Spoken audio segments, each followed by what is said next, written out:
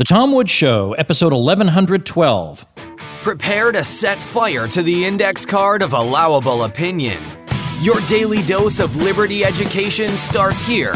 The Tom Woods Show. Hey everybody, big news. We have just announced the details of the Contra Cruise for 2018.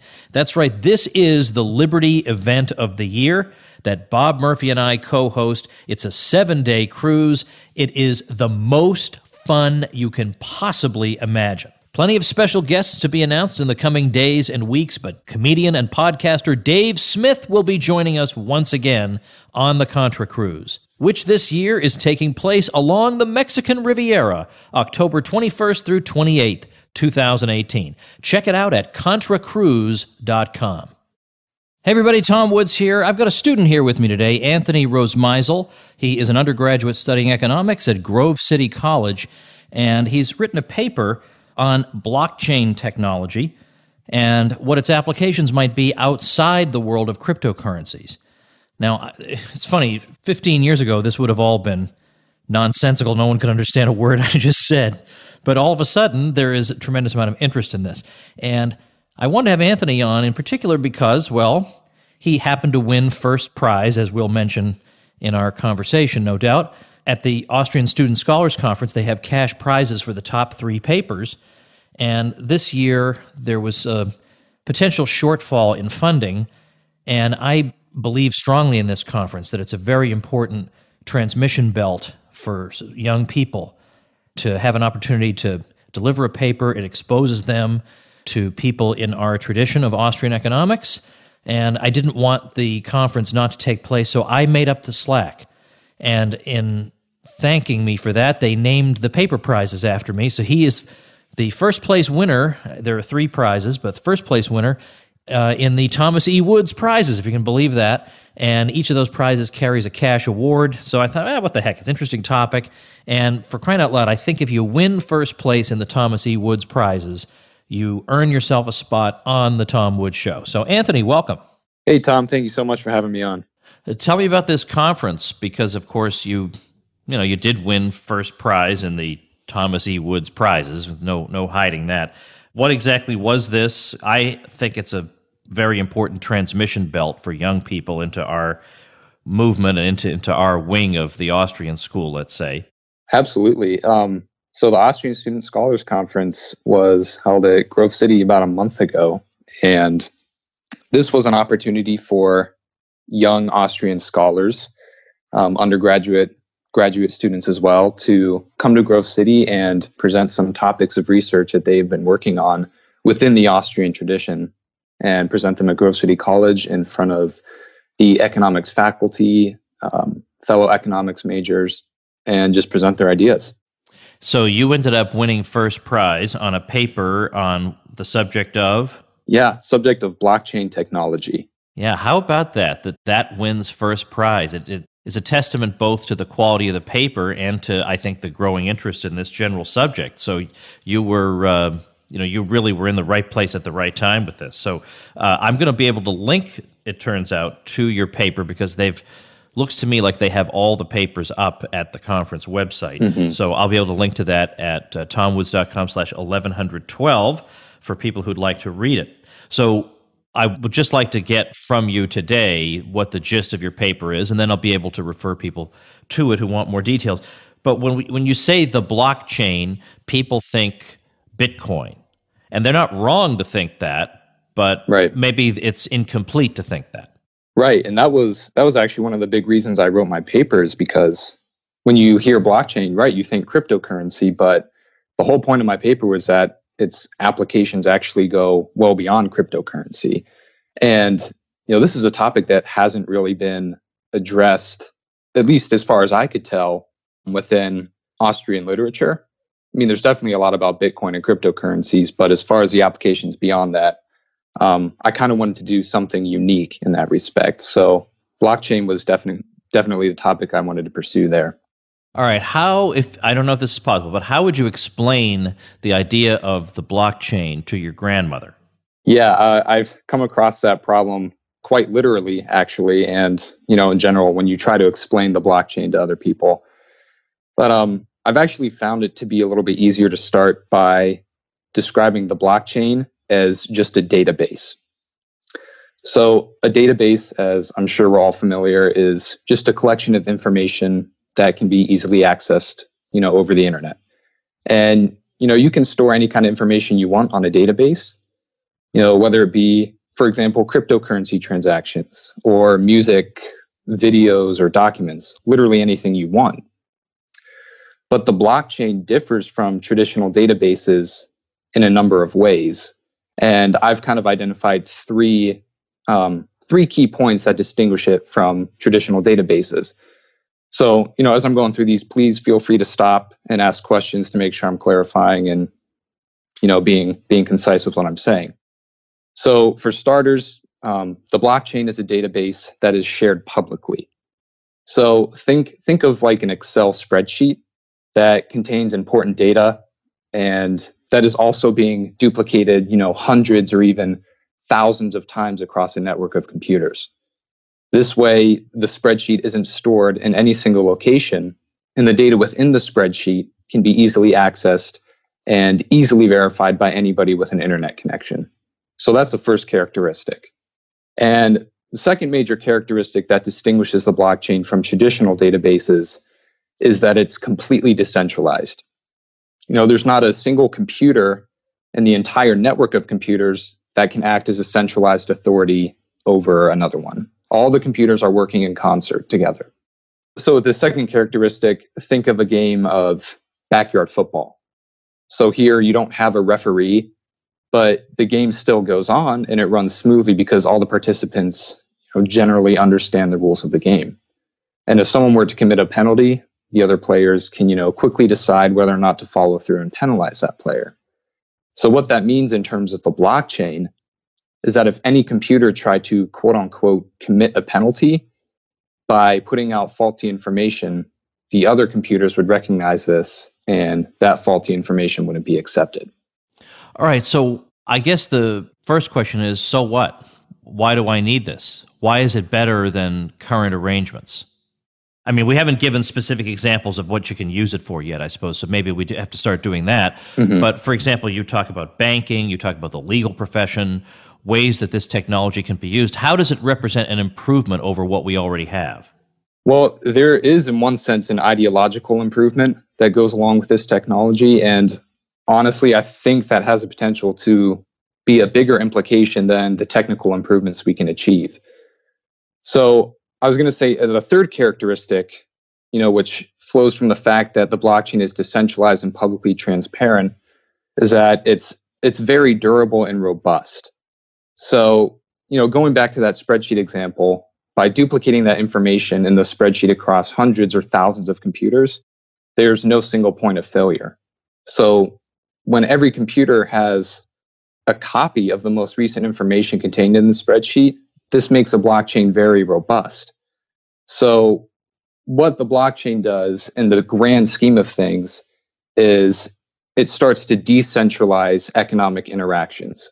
We start to move away from relying on trusted, centralized intermediaries and moving towards a much larger peer-to-peer decentralized network. Okay, so let's talk about then applications. We have this interesting new development. What's something specific it can be used for?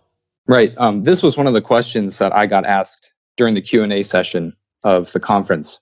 And there is a company that I cited called Everledger. And what they do is they're a company that was created to minimize fraud when you're transferring high-value assets. So as I mentioned earlier, the blockchain is a database, so you can upload any kind of information you want. But what Everledger does that is unique is they track the entire lifespan of diamonds. So we all know that diamonds have certain characteristics like their cut, their color, their table width, color grading, GIA reporting. And what Everledger does is they create a digital carbon copy of all these physical traits and track the life of a diamond from the moment it's mined up until the retail store. And they upload this lifelong process into the blockchain so that it's out there, it's distributed, every person has access to it.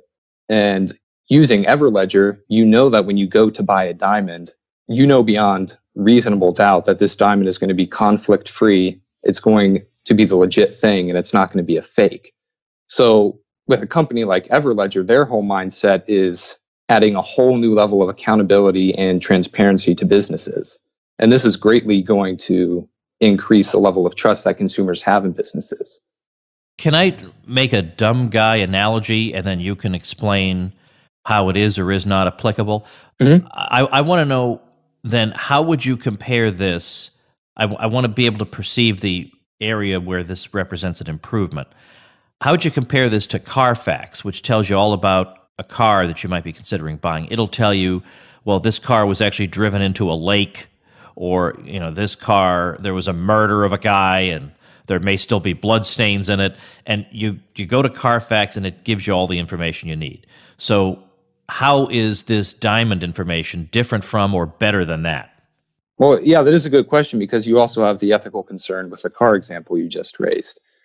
But using blockchain technology, I mean, this information, it's literally tracing the life of the manufacturing process. So, I mean, even going beyond just knowing what happened to the car in recent years and previous ownership, we're talking about tracking the development of that car from its manufacturing process all the way through to its final sale. And, that includes everybody who's owned it afterwards, who's made changes. So there's a much, much larger auditable trail that people can look up and know exactly where their parts are coming from, how they're made, by whom they're made. And I think there's just a whole new level of trust that's implemented when you think about it that way. How does this apply potentially to the banking industry? Yeah, so with the banking industry, that was actually a part of my paper that I talked about, as you mentioned earlier. So for this, I looked at a company called Accenture, and they're a very well-known company. They operate across 40 industries, and they partner with over 75% of Fortune 500 companies. So they're very, very reputable in the research that they do. And they claim that blockchain technology is going to alleviate some of the costs associated with banking, particularly in the area of taking over a lot of the back office functions that banks run. So they say that it's really useful when it comes to complex financial assets, where there's not really a clear central authority to monitor and regulate risk. But one of the things they touched on specifically was the issue of smart contracts and how those might be of benefit to the banking industry. So I don't know if you want to move into smart contracts quite yet, but I think I have an example to show how smart contracts might work and help the banking industry. Yeah. Let's talk about smart contracts. Yeah. So, or you can start by offering a definition. So a smart contract, it's a piece of code that simultaneously defines and executes the terms of an agreement. So traditional paper-to-paper contracts with two parties, you have the agreements all there on paper. And what blockchain is doing, what smart contracts are doing, is digitizing that and putting the code of the contract into the blockchain. So an example that's commonly used with smart contracts is a vending machine. So the way a vending machine works is that it both defines and executes the rules for, purchasing a snack or a drink. You put your money in the machine, you enter a code for the snack you want, and then the machine releases a snack. And once you enter the code for the snack you want and you put in your money, you set a process in motion that really can't be stopped. And the finished product is you get the snack or the drink that you want. So some people think that this has specific applications to the banking industry and the financial services industry in the realm of futures markets. So when you're talking about futures markets, futures agreements, they speculate over, conditions about the future state of the economy, what it's going to be. And if we consider smart contracts in these areas, the terms of the agreement of a futures contract could be easily enforceable through a blockchain. So say I had a smart contract and I code this and I program it and upload it to the blockchain. And I say, if the S&P 500 drops by 5% in the next week, I agree to pay person X 1 Bitcoin. So instead of going through traditional methods of paper contracts and uploading these into smart contracts digitally with code, you get real-time execution of the terms of an agreement as specific conditions are met. So in the example I just mentioned, what you would need is actually a system of oracles to monitor these market conditions. So you would have third-party information systems, they'd be monitoring economic conditions, and if they would see that the S&P 500 has dropped by 5%, and they would automatically trigger payment from party 1 to party 2 of that 1 Bitcoin. So we're looking at kind of minor efficiency gains in banking, but the potential is definitely there to speed up financial transactions. All right, there's a lot more on this, so we'll get back to it in just a minute after we thank our sponsor. Folks, it has never been easier to stand out among other applicants, among other employees, to stand out in your field and within your firm thanks to Skillshare. It is the Netflix of online learning. Imagine having access to 18,000 classes, all of which can teach you a new skill that will set you apart from the pack. I'm constantly harping on this, by the way, about lifelong learning, whether it's my Liberty Classroom to learn various academic disciplines or online entrepreneurship and learning different skills related to that. Skillshare is just a natural for my audience. And guess what? You can join the millions of students already on Skillshare today with a special offer for my listeners. Get 2 months of Skillshare for just 99 cents. Now that's ridiculous, folks. You have no excuse not to do this. 2 months access to these 18,000 classes for just 99 cents. To sign up, go to Skillshare.com/Woods. That's Skillshare.com/Woods to start your 2 months now. That's Skillshare.com/Woods. All right, let's talk about the legal profession. You have a section in your paper on that. And again, evidently, there's some way that blockchain technology can be brought to bear there. Now, obviously, smart contracts, well, that makes it obvious that there's some legal aspect to this, but I think there's more to it than that. Right. So within the legal profession, and specifically in terms of smart contracts, in my paper, I give a brief section about, how demand for traditional methods may fall away. But at the same time, I've heard talks about, code lawyers and software lawyers who are going to be the ones that are able to code these contracts and implement them for people. So smart contracts, while they're definitely not going to completely eliminate, traditional contract methods, there will always be a demand for that. But it's also going to open up a whole new market for people who are familiar with the coding technology necessary to make smart contracts. But as I kind of hinted at earlier, some of the real gains to be made with blockchain technology, particularly within the realm of smart contracts, is developing these oracles that can monitor economic information. So as I mentioned before, smart contracts, when certain conditions are met, that's when they execute payment, or that's when they execute a transfer of an asset. So what's really going to need to be developed, and what's going to be interesting to look at in the future, is how companies are developing oracles to facilitate the information that these smart contracts need. Because right now there's a limit. There's always going to be a limit as to the level of nuance of the type of information that an oracle can collect. So in that sense, the initial application of smart contracts is going to be very niche. So with something like futures markets, that's kind of an easy application because futures conditions can be easily monitored by an oracle. But, I think as this trend catches on, and, hopefully it does, I think we're really going to see a spike in the development of these information collecting oracles.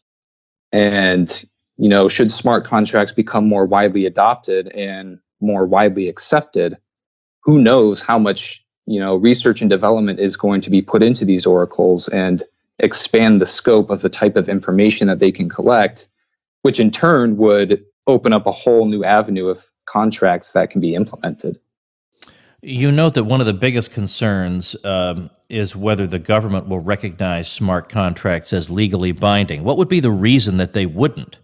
Exactly. That's one of the biggest areas that I mentioned in my paper at the end. And the difficult thing with that is all smart contracts, at least as of right now, the focus of smart contracts deals with the Ethereum blockchain. They're pieces of code that are written on top of Ethereum. So when you talk about even recognizing smart contracts as legitimate, there's also the concern of, cryptocurrency regulation. And that was one of the big areas as well, because if the government's regulation in the future is going to devalue Ethereum, I mean, you're kind of losing your whole basis for the smart contract world to begin with. So, yeah, even without the topic of the government recognizing smart contracts, there is that problem as well. Try and give me a 2-minute for the general public overview of this whole question. I mean, here's somebody walks in, I don't know what the heck you're talking about. How is my life improved, or how is society improved because of this technology? And what problems that I didn't even know we had are being overcome by it? Can you do that for the man on the street? Yeah. So the biggest gains from this technology are going to be the decentralization of information. And in the conclusion of my paper, that's what I talk about. I cite F.A. Hayek and how he was a big proponent of decentralizing information, and that when information is put into the most locally accessible form possible, that's when it is most advantageously used for an economy. So I think overall, that's by and large the biggest advantage we're going to get with this technology. And as far as the biggest gains we can get from it in a practical sense, and I didn't even talk about this in my paper. These are just thoughts developing as I'm thinking about this subject, is digital asset registry. So as I mentioned before with Everledger, just tracking the life of a product from start to finish and being able to keep track of every person who had a part in developing that product is going to bring a whole new level of accountability towards the way we view exchanges and economic activity. Now, by the way, Anthony, you are an economics major at Grove City College, where the chairman of the department is Jeff Herbener, who's no stranger to this show. Right. And Sean Rittenauer, who's another professor there, has also been a guest on the show, recently named a senior fellow of the Mises Institute. I would have given my right arm to study into those guys as an undergraduate. That's unbelievable to me that you'd have that opportunity. Any thoughts you can share with us about what it's like to be studying economics at Grove City College? This is where Hans Sennholz used to teach. Right. And if you don't know Hans Sennholz, you should, because he was one of the very big names in our movement. Right. I'm going to be up front. That economics department is the sole reason that I came to Grove City College. I did not get interested in Austrian economics until about my junior year in high school. And, that was thanks to my dad. And he told me about Grove City College, that their whole department teaches economics from an Austrian perspective. And it's also really cool because, Austrian economics, as of right now, is a minority viewpoint. Not a lot of people subscribe to it. It's not something you're going to see in the mainstream media either. So in that sense, it's really cool to feel like you're part of a club, a very elite club, and to be able to study under elite scholars, like you mentioned. It's absolutely amazing. I mean, we get an Austrian perspective on just about every class you take here. Yeah, that's really something. I mean, at least you, and of course, you walk away also knowing what the other side thinks, by contrast, which is what you would sort of think a college education would be like. Whereas you have absolutely no idea that we even exist in most campuses. So that is a great opportunity you have. Grove City, of course, is also the host of the Austrian Student Scholars Conference. So if you didn't get a chance to go this year, chances are they'll be doing it again next year. I believe this is the 10th year they've done it. AustrianStudentConference.com is the website for that. They haven't put anything up for next year because it's much too early, but that's the hub for the whole thing. And it's a great idea, and I'm glad you were able to participate and that you had enough success that you were able to walk away with a very nice cash prize. So congratulations on that, and thanks for being here today. Thank you so much, Tom. It's been an absolute pleasure. All right, everybody, no time for post-interview banter today. My youngest daughter, Sarah, turns 4 today, and we are all doing fun birthday things with her today, so I'm going to go do that and talk to you guys tomorrow. Become a smarter libertarian in just 30 minutes a day. Visit TomWoods.com to subscribe to the show for free, and we'll see you next time.